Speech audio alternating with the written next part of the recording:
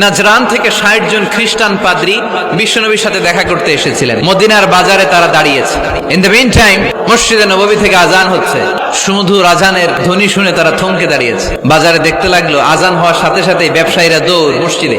স্বর্ণের দোকানদার স্বর্ণটর্ণ রাইখা নামাজে দৌড়। সুবহানাল্লাহ কইতে পারলেন না? এই দৃশ্য দেখে খ্রিস্টানরা অবাক, কয় থাক আর দেখা করার দরকার নাই। কিভাবে মুহাম্মদ সাল্লাল্লাহু আলাইহি ওয়াসাল্লাম গোটা বিশ্ব কবজায় এনেছে এই দৃশ্যই দেখে আমরা বুঝতে পেরেছি।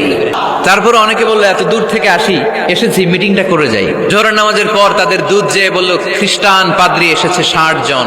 বিশ্বনবী বিপাকে পড়ে গেলেন, হায় হায় কই বসতে দিব, আমার তো তাদের মতো রাজপ্রাসাদ নাই। এক সাহাবী বললেন, ইয়া রাসূলুল্লাহ পাহাড়ের পাশে ছায়া আছে, চলেন ওইখানে বসি।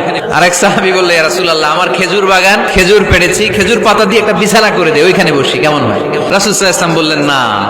বলতে না বলতে ৬০ জন খ্রিস্টান পাদ্রী এসে হাজির। কি করবেন বিশ্বনবী? উপায় অন্তর না দেখে ৬০ জন খ্রিস্টানের জন্য বিশ্বনবী নিজ হাতে মসজিদে নববীর তালা খুলে দিয়ে মসজিদে ঢোকার ব্যবস্থা করে দিয়েছেন।